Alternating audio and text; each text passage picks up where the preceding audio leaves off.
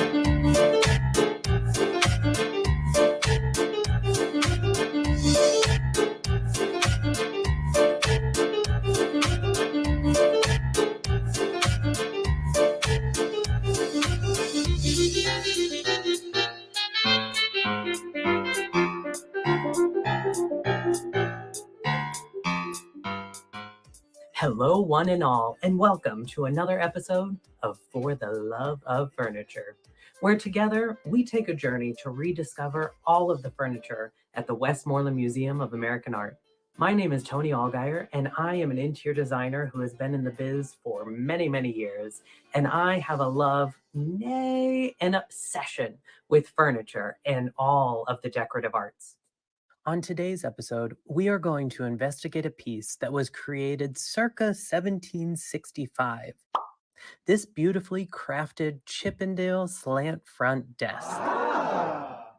At first glance, you marvel at the way the wood glimmers in the light.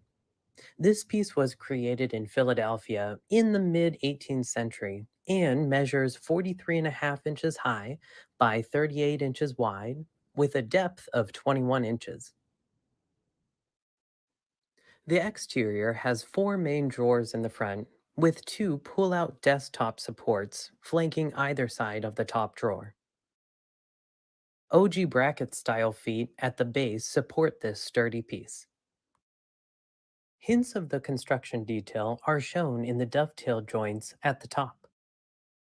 Each drawer has 2 brass pulls and central locking hardware. The 18th century was the golden age of British furniture making, primarily due to one man, Thomas Chippendale. Known for luxury, elegance, and precision, Chippendale was a master at his craft, bestowing grandeur and taste to a newly rich class of entrepreneurs. Though, like so many of the greats, he was betrayed by the people that were closest to him and, unfortunately, died penniless. Drama! Before we investigate what secrets lie beneath this piece, let's step back in time to the early 1700s. Picture it, 1718, over 300 years ago, in a small town of Yorkshire, England. John and Mary Chippendale welcome a bouncing baby boy into their life, which they gleefully named Thomas. While they lived in a simple town, John was a master carver in high demand among the British upper classes. Known for his creations of masterful carved picture frames and framed mirrors, he taught his son much about the artistry of creating beautiful carvings from wood. Growing up as an only child, Thomas had plenty of opportunities to work side by side with his father and had an honest upbringing, receiving an elementary education at Prince Henry's Grammar School. Besides this fact, unfortunately, there is little documented about the early childhood of Thomas Chippendale's life, since he had a fairly simple upbringing. Early 18th century life was dirty, noisy, and very overcrowded in cities, with London having around 600,000 residents in the early half of the 1700s, and almost a million by the early 1800s. With a rapidly growing population, it was a privilege to be a master wood carver, especially when it came to furniture making. Chippendale was of notable status, working with rich and elite clientele. In 1748, Chippendale married Catherine Redshaw at St. George's Chapel. Eventually, their family grew to have 5 sons and 4 daughters. At the age of 30, Chippendale knew that to work with the newly wealthy class, he had to uproot his family and move to the hustle and bustle of the big city.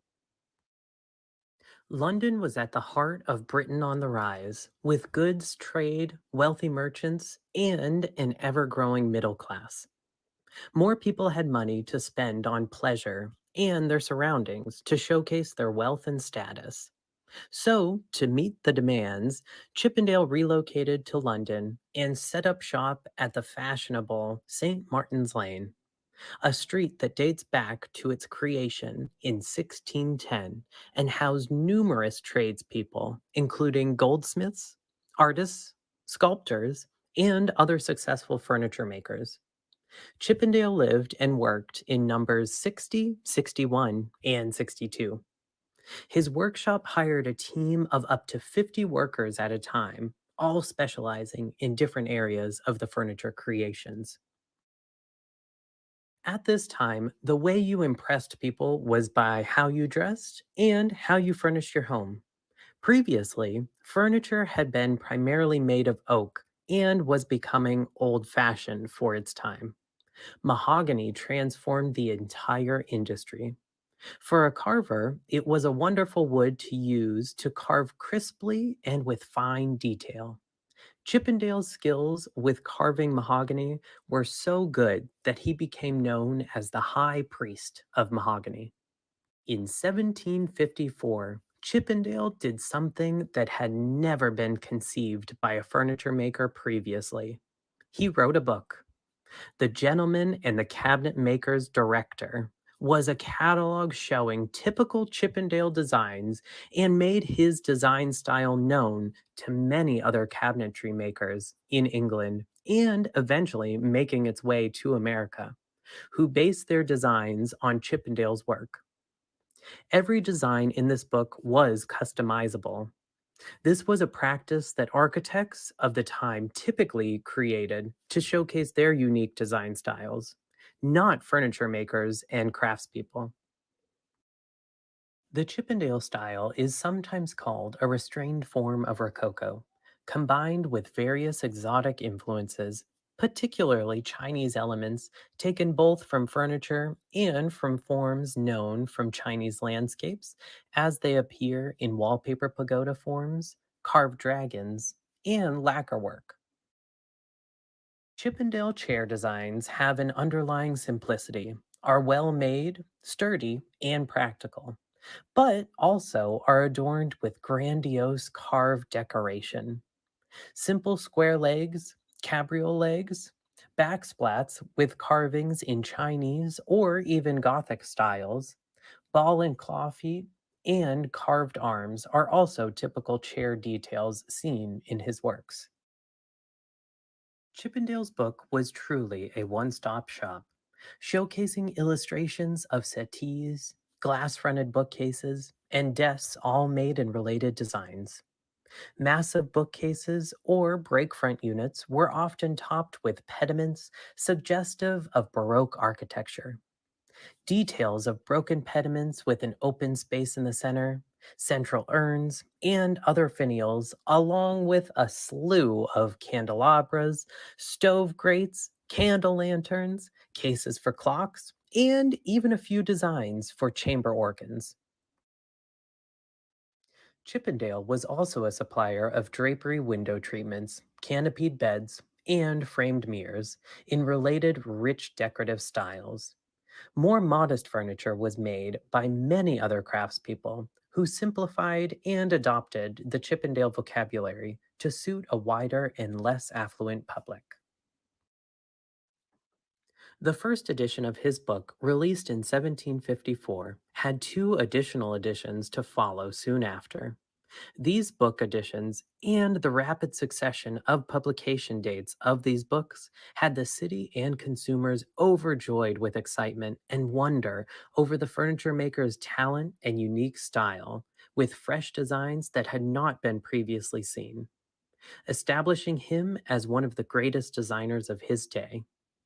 These books made the Chippendale style one to be copied and mark the first significant effort of its kind, paving the way for other English furniture makers of the time to eventually do the same. Instead of relying on ancient Greek forms for inspiration, Chippendale magically blended a mix of three key styles: French, Gothic, and Chinese to create a new eclectic look uniquely his own. The masterful carvings on each of Chippendale's designs was and still is to this day exquisite. Many other furniture creators of the time saw how successful Chippendale was from his own individual catalog and decided to create their own. Imagine Thomas Chippendale was the first person to basically make an IKEA catalog filled with all of his one of a kind designs that could be completely customizable. That's amazing. For the 18th century, that's incredible. To Chippendale, the most important piece of furniture were chairs. While Chippendale's use of French and Chinese carved designs gave his chairs a sculptural quality, he combined these decorative carvings with English practicalities, creating a broad back and roomy seat to accommodate for women's fashionable hoop skirts of the time. Chippendale called his upholstered chairs French, whether their carvings were Rococo or not. That was because of the popularity of stuffed chairs in France. Although existing Chippendale chairs rarely have their original upholstery, those that do feature seats of fine, smooth yarns, close stitched in floral, geometric, or figurative motifs. Besides needlework, Other upholstery materials either found or referred to on original Chippendale chairs include tapestries, damask, and Spanish leather. In addition to chairs, Chippendale showed an appreciation for stuffed furniture, as opposed to the more popular hardback settees of the day, which were stuffed only at the seat. These sofas featured both tight stuffed backs and tight seats for greater sitting comfort, with the carving confined to the sofa legs and frames. Even among today's plush, all upholstered coil spring sofas, the standards of upholstery cleanliness of line found on the Chippendale sofa still apply, though standards of comfort are much higher. Some of the best preserved Chippendale pieces are located in his hometown of Yorkshire. In his 40s, Chippendale decided to make his mark on his hometown. One of the most notable projects that truly showcases his unmatched skills with furniture making is Nostell Priory. At the time, Nostell Priory was owned by the Wynne family. Roland Wynne was the head of the household and a wild collector who was determined to make his house the talk of the town with luxury. Making his fortune through successful trade in the textile industry, Roland was a huge admirer of Chippendales and allowed him to imagine and create whatever his mind could come up with. From a barometer to a chessboard, and even down to an incredibly detailed dollhouse, said to have been crafted by Chippendale himself. This piece showcases a hint of Chippendale's genius. The first drawer pulls out and reveals a writing surface. When that cover is pushed back, there are many hidden gems revealing a shaving station for the head of the household. This is an organizer's dream come true. Each shaving utensil has been strategically measured to fit precisely in its place. There are 6 razors available, each for one day of the week. A true gentleman never shaves on a Sunday. There are even compartments to house key elements, such as this wig powder compact. Even this small wood box to house additional trinkets or love letters still fits perfectly after 300 years. The precision and attention to detail is just outstanding. Clearly, a master created this. Chippendale even created this high security cabinet, expertly measured to fit behind this closet door. This cabinet was used to hide valuable coins and trinkets collected over time by Wynne. The precision of the mahogany cabinet is exquisite. Even the detailing on top is carved all the way through.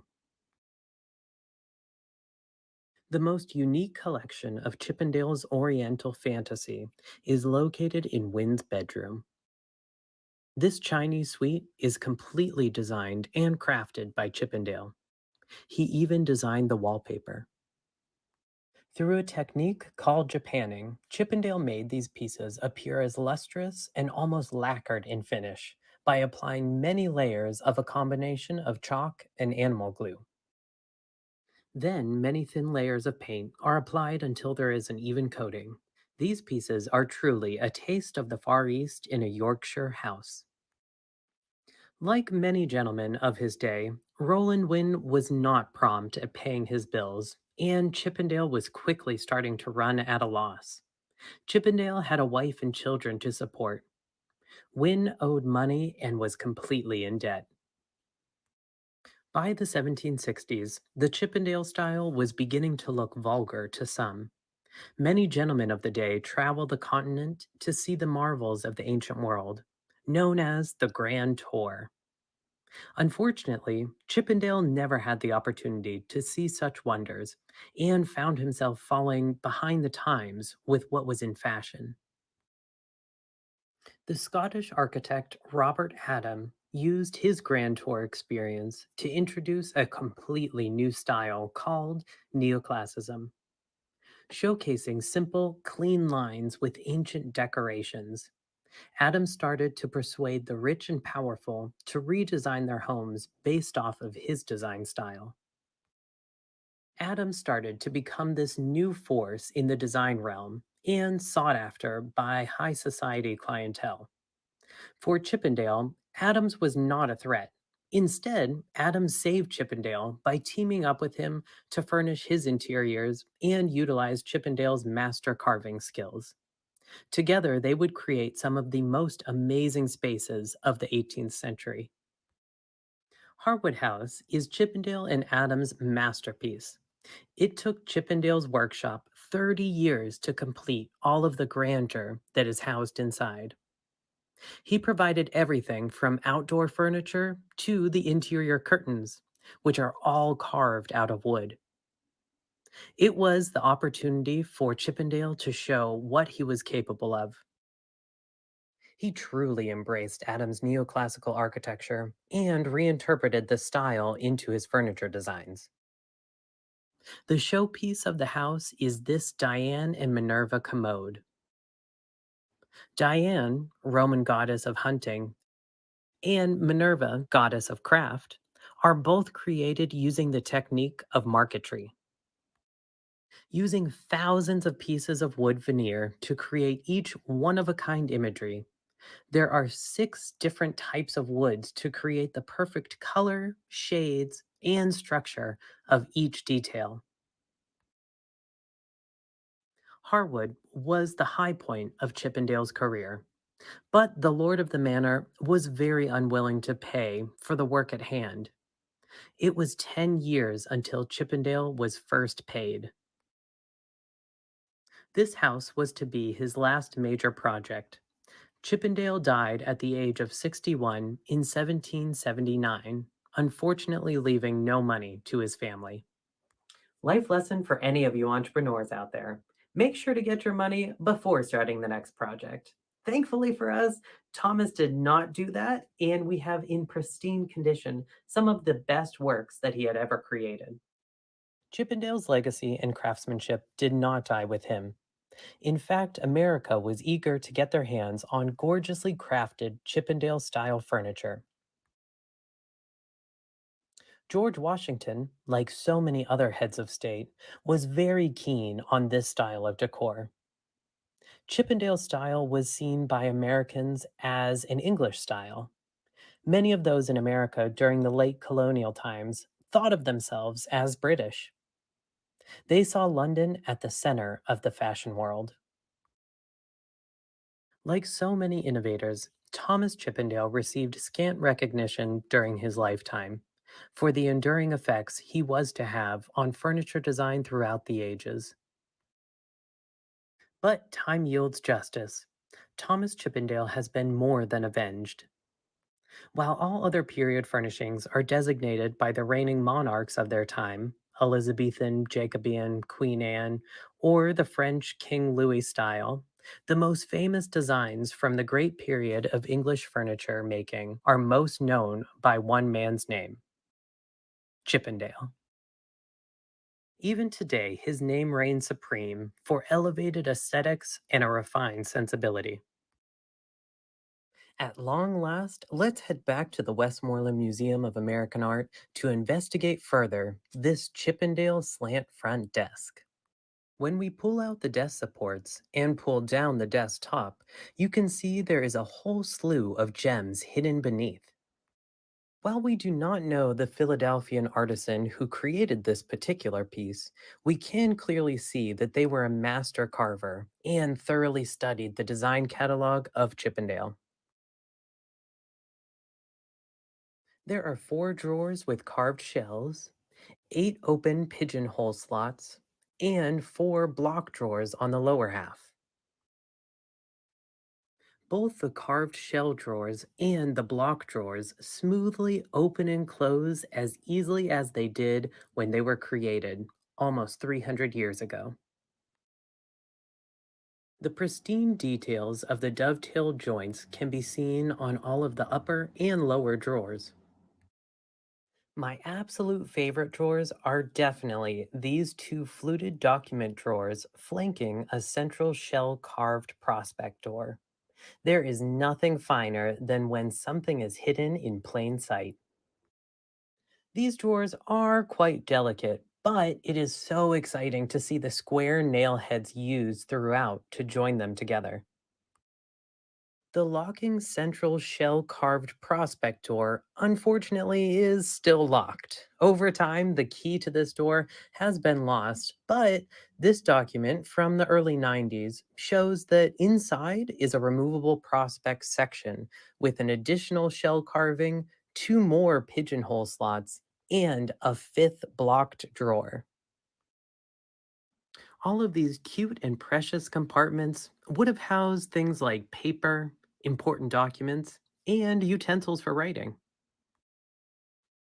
The main front drawers show the same expert dovetailing seen throughout the piece. On closer inspection, inside, you can see that the brass pools have been replaced over time since the original hardware screw holes are still present, but had a much smaller width when originally installed. On the backside, we can see the same square nail heads used and the configuration of the back leg support. This piece was definitely created with the intent of being placed against a wall where you would never actually see the back. All in all, this Chippendale slant front desk is a masterful creation and a piece of colonial American history. Today's design styles have vastly changed, but many of the techniques originated by Chippendale are still used to create even the most simplistic and modern designs. His techniques live on and have developed into an incredible tool for furniture makers. Throughout history, copies of Chippendale's catalog of furniture were owned by Thomas Jefferson in America, Catherine the Great in Russia, and even Louis XVI at the Palace of Versailles. Chippendale truly create the first international brand, making Chippendale a household name, producing a book that celebrated his work at a global scale and transcending one individual and the test of time. From architecture, modern designs, even the stage and screen, Chippendale's name reigns supreme. If you are anything like me, when you hear the word Chippendale, your mind immediately thinks of the early 90s SNL skit with Patrick Swayze and Chris Farley. The reason why the original 1979 Chippendale Club was named Chippendale was due to the style of furniture in their space, exuding class, wealth, and opulence to the production that would otherwise be deemed scandalous and even vulgar to some. I look forward to our next episode of For the Love of Furniture, where we get to discover together so many more great pieces at the museum. Until then, stay safe, stay happy, and stay curious.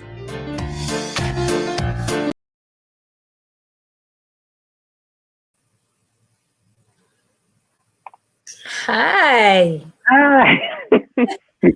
I love that little bit about SNL and the Chippendale information at the end. Oh my goodness. I really wanted to start out the whole thing with that, but then I was like, nah, I'm going to hold off until the very end, because that is like, even still, that's where my mind goes whenever I hear Chippendale. Absolutely. Absolutely. That's incredibly wild. Okay. So Amelia asked in the chat, might there be something locked inside? And possibly. We didn't actually get a chance to see inside because we don't actually have the key to open that. So, Right. Yeah, there could be so many things inside. So it's up to So many secrets hidden inside. Who knows?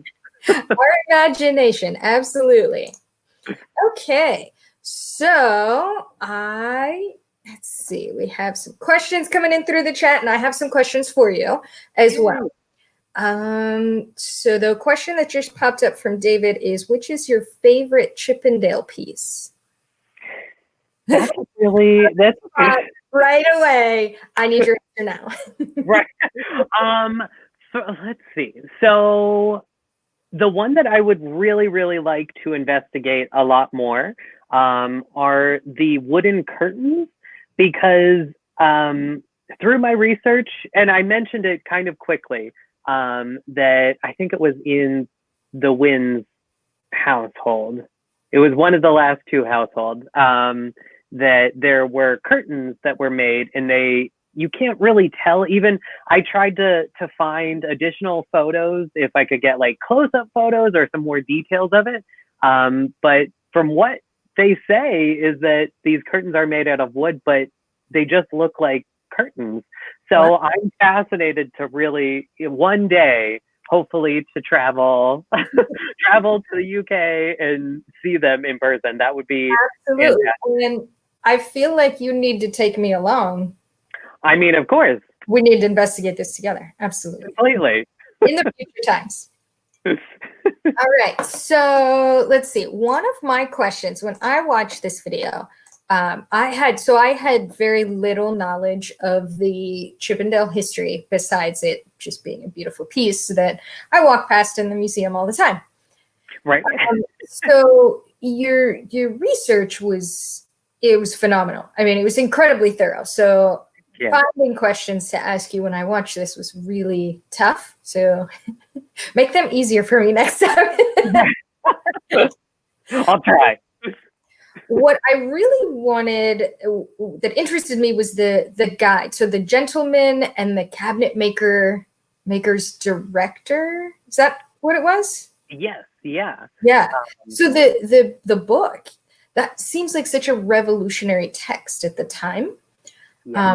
Is it still available for designers and furniture craftspeople? And are people still making actual Chippendale pieces? Yes. So they're the most unique part. Okay. So let me start. The books are still available, and all three editions are still available. They're pretty hefty. I have actually never seen one in person, but I know that they are available. One day, hopefully, I'll buy one. That would be awesome. But for him to do that in the early 1700s or mid 1700s, and then for it to become kind of a global sensation even back then, is crazy to me. I can't even fathom that. Like, even just in social media, like you post one thing and maybe 5 people see it. But for him back then, when social media was non-existent, telephones were non-existent, like travel was really difficult. For his book and his name to be brought to America, which is a place that he had never traveled to. And all of that is just crazy and amazing. But yeah, so furniture makers, they definitely still do reference it. And there are people who completely are craftspeople who that's what they do, and they love Chippendale, and especially people who restore period pieces and things. They have studied a lot more intensely the entire book. But yeah, for him, because prior to him releasing these books of his designs, that was literally just a catalog of all of his designs, showcasing everything, but everything's customizable, which is amazing. So if you actually do just even a quick Google search of Chippendale slant front desk, you'll find a slew of different styles of them.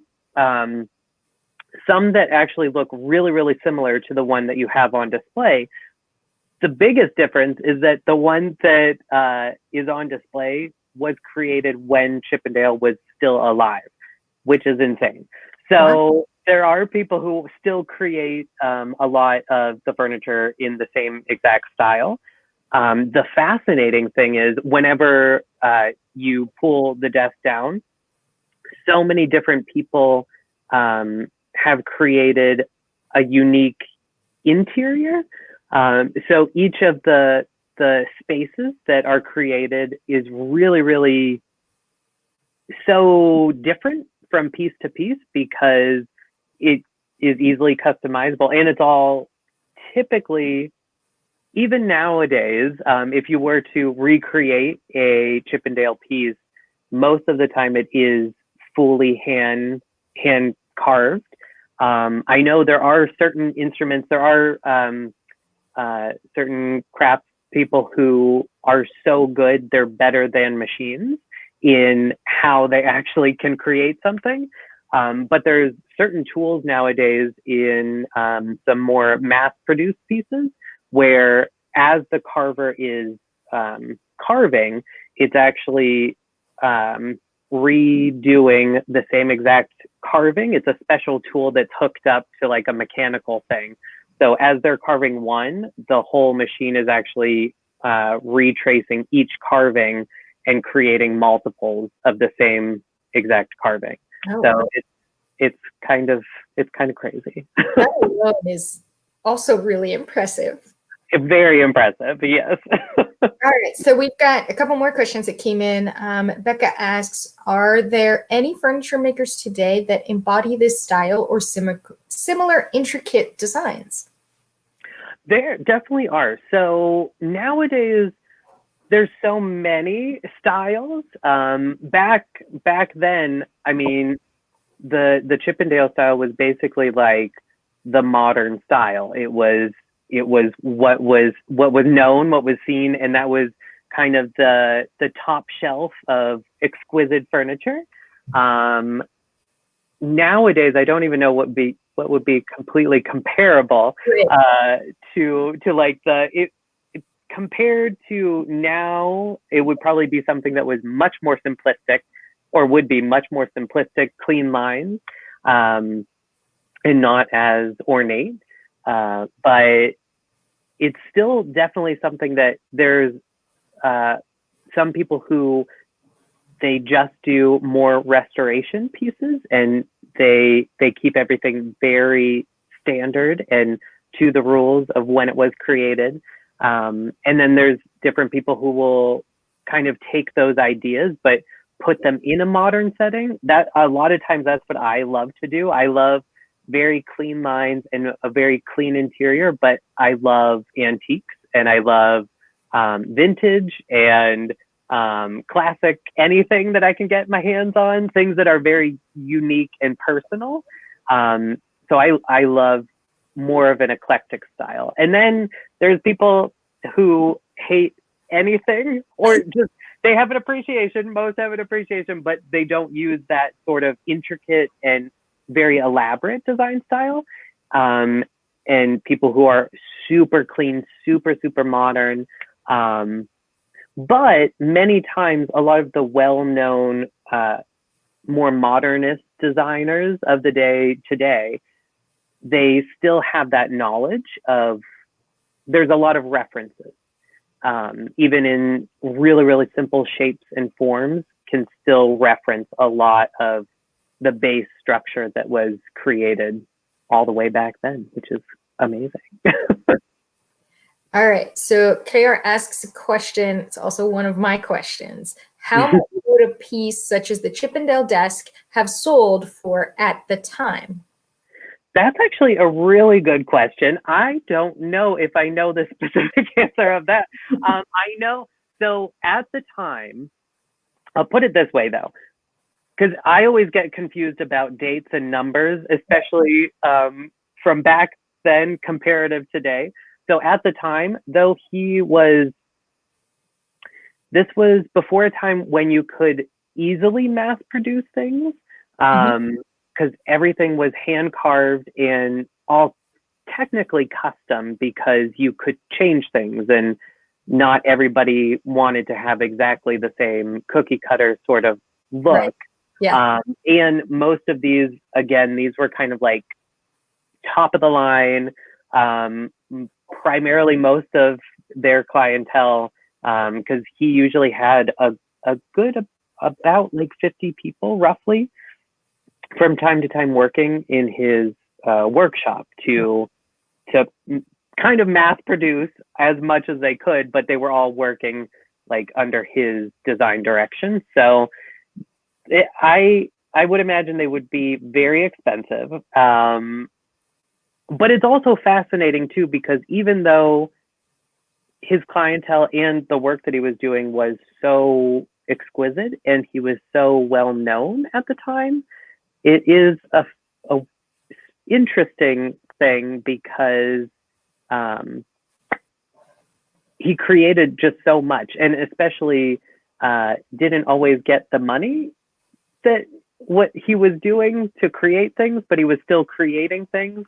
And I think a lot of that actually has to deal with the time period and what it means to be like a gentleman, and the class and society at that time, and especially in Britain, there's a lot of hearsay, and if you've watched The Queen or any sort of like semi-historical shows or movies, there is a lot of, there's a lot of subtleties. And so back then it wasn't all, black and white, where I make this for you, you pay me, and then I'll make this for you, you pay me. Right. It wasn't really like that. So yeah. And back then everybody was also working on your word. I give you my word that I will pay you. Yeah. Wonder if I could do that. Go to the bank. I give you my word, I will pay you. Right? My word is as good as gold. Absolutely. Okay, so let's see another question for you. Okay, we asked that one. Oh, here's one. Are Chippendale pieces mainly in museums today, or are people still purchasing them? If so, in your research, have you stumbled upon how much a piece like a Chippendale piece would cost to invest in? So today, not back then. Totally. So that is also a very good question, because there are still people who do create a lot of Chippendale, and Chippendale style is so broad. There's certain pieces, especially certain chairs, that when you see them, and I showed a lot of chairs throughout, because chairs were kind of his go-to and his love of furniture, but the love of chairs for Chippendale especially.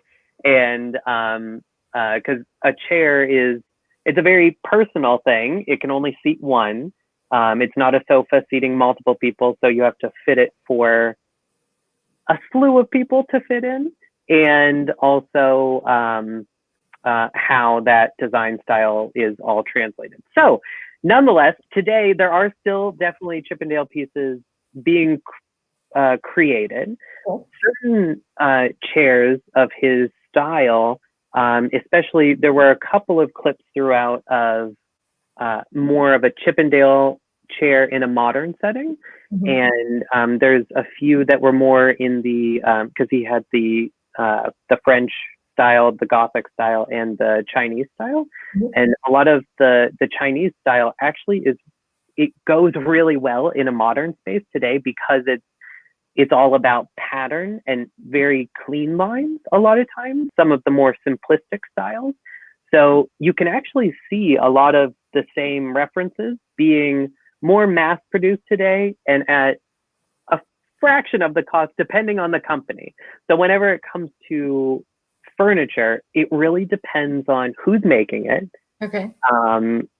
And what type of material they're using, and all of that sort of stuff. So it can really, really vary. This is a hard question to actually answer. There are still, even if you go to like antique stores, you can find more of a classic piece that was created obviously a longer time ago, that depending on how it's aged through its life, the price can really vary.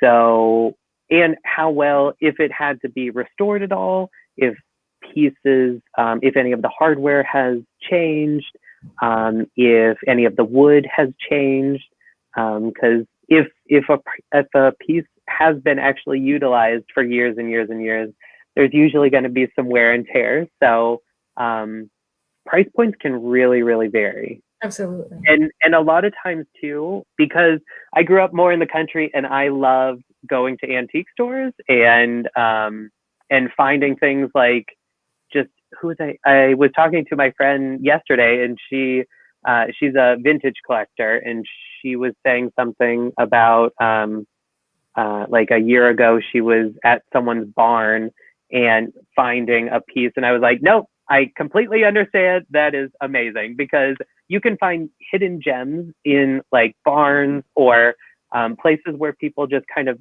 tuck a lot of stuff away that they're not even thinking about. Yep. And so those prices can really vary. It's a really hard question. All right. So basically, it depends on a lot of different elements. So we can't depends on a lot. Yeah. Yeah.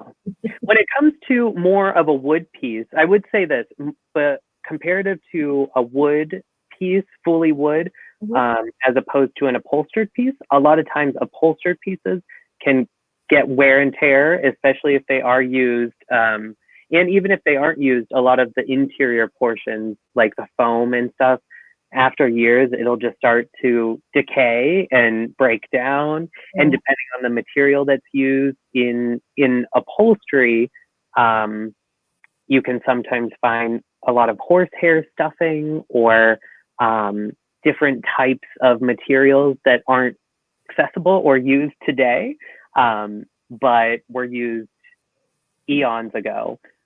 So if you ever reupholster anything, just be aware that a mess could very possibly come out of the piece when you start going into it. So. Oh, it's a surprise every time.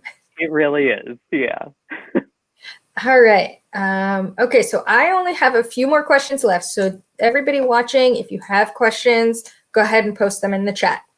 So from what I know about your style and what I've kind of been learning about your style, from watching these videos and just, learning more about what you're doing. And then the video about Thomas's style, your styles are very different. But if you could go back in time, right? This is one of those hypothetical questions. If you could go back in time and work alongside Thomas, what do you imagine your collective piece would look like? Your style and his style together. So, first off, I would be fascinated to see what his personality was, because we have records of his book, obviously, and his design style. But I am fascinated to know, like, personally, what he would be like. So right off the bat, that would really vary, because he could be, I feel like he would be a very dominating force. But then, since he didn't really get his money, I don't know how dominating of a force he actually was. Yeah. So that is fascinating. But I think the biggest thing that I would probably, with my current design style, would be color, and probably not showcasing wood. I love wood. I love mahogany, especially. It's all wonderful, but because I love color blocking, and I even like black and white, as opposed to like fully wood grain pieces. Yeah. I love seeing what the detail looks like when it's fully painted in either a simple color or a really off the wall color too, which is actually what some of the pieces in the more modern settings, that chair that was more of the Chinese style, it was more of a yellow or almost like a Kelly green, and it just looks totally different. And it's just because a color was added to it, which I find fascinating. And also too, it really showcases that piece, because automatically your eye goes right to it, because it's just fascinating, and it showcases the lines in a totally different way than when it is in the full natural wood. A beautiful wood. I do love wood, don't get me wrong, but But if the two of you were to create something, it'd be less wood, more color. I think a little bit. Okay. I think that's okay, especially since we're in 2020. Right, exactly. Right, yeah. Plus, I do love a good carved piece of anything though, because it's so wonderful and refreshing and fascinating. I've always found sculpture and especially any sort of carving or construction fascinating, especially when you take something that is just a block and then create it into something it's magical, time consuming, and I'm sure stressful, but magical. All of this sounds very time consuming and stressful. I know, yeah. We're so used to just having furniture. You know, it's a function. And we talked about this in the last video from a few months ago too. Like when you think about furniture, it's a thing you have to have in your home to use. And we don't stop to think about all the details that go into creating it and designing it and making it functional and last a long time. So we're not replacing it every year. So right, completely. And it's also always fascinating to me because whenever you do see furniture displayed at a museum, it's an interesting thing because paintings and sculptures were created to, paintings were typically made to hang on a wall, even still today.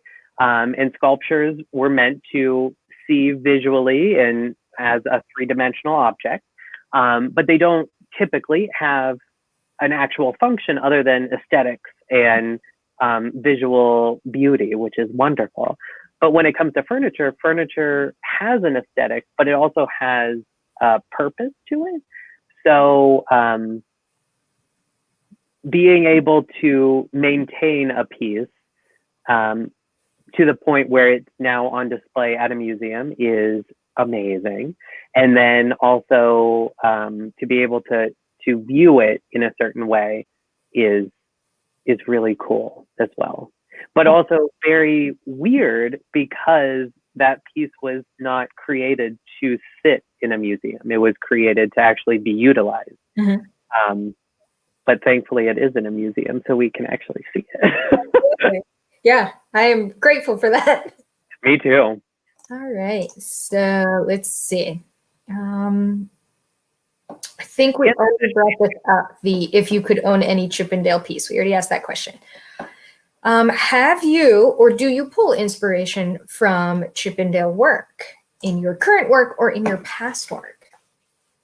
I definitely do. In basically overall, I love the research, especially when it comes to furniture. I have a crazy obsession with furniture. I love all it, and even if it's not particularly my design style, I don't limit myself on my furniture design style. And just like in a museum with paintings, every painting means something different to everyone else, and it has an interpretation. And it's the same way with design and with furniture, especially. So I definitely get a lot of inspiration, especially because he was the first of his kind to really make a name for himself and become this brand that is crazy well known even today. Even if you don't know that it's Thomas Chippendale or that it's even furniture at all, people know the name Chippendale. I think a lot of that has to come from the club, but I mean, that is amazing too, that his furniture style kind of swayed them to create a space and a name that would exude this class and this opulence to a space that isn't as much, isn't the classiest space. Yeah. But they, I think, have helped a lot of his name to maintain a ton. Absolutely. Even if people don't realize that it's a furniture style. Right. Right. Chippendale is guys from like the 70s? Yeah. I have one more question. Throughout your research, creating the video and just coming to the museum and seeing the piece, what was something that you learned that surprised you, or something interesting, or something that you would love to know more about, even just Thomas Chippendale or the piece, or anything along your research? That's a very good question. One of the biggest things is I would love to see firsthand a lot of his direct pieces, because since his reign, he wasn't a reigning.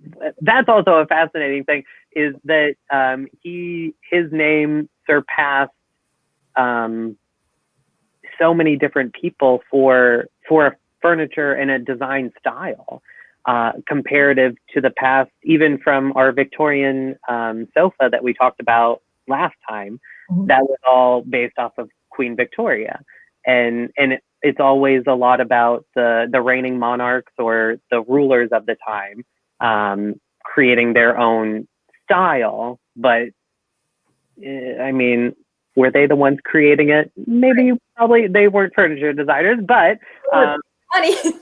they got the money and they're supporting those furniture designers for sure. So at that time, for him to be known, especially by so many heads of state and things like that, is amazing. And that's one of the biggest things I find fascinating, because I'm currently trying to rebrand myself a little bit, and the fact that he knew exactly what his brand was and how to showcase it, and how to do that on a global scale when there were no computers or anything like that. For me, that is mind-boggling. I don't understand how that is even capable. But in another aspect, for him, because his talent was just so incredible, it just surpassed any sort of blocking from him growing his brand and who he was, which is crazy. Yeah, he's an impressive guy. Really is. But so are you. So. Oh my goodness. So are you. You have done another amazing job with doing this program for us, and thank you for sticking around for the Q&A. I don't have any more questions. It doesn't look like we have any more questions in the chat. So I really just wanted to thank you so much for doing this and taking the time this evening to sit with me. And we have a couple more programs coming up. I think our next one is February, right? February, yes. Yes. So late February, but I'm super excited. I love making these videos. And I feel like I'm getting slightly better with making videos. But I'm super excited for the next one to make it even better. Each time I just want to, for all of you viewers, I'm trying to make it better and better and better, as best as I can. So I can't wait until we discover the next piece. Yes. Well, thank you for joining us.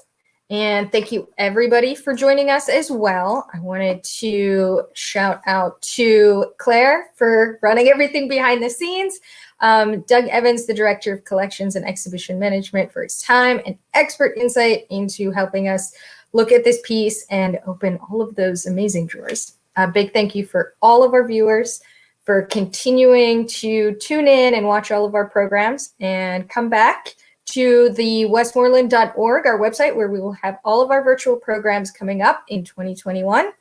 And I hope everyone has a beautiful and safe new year. And we will see you next year. Yay. Bye. Thank you so much.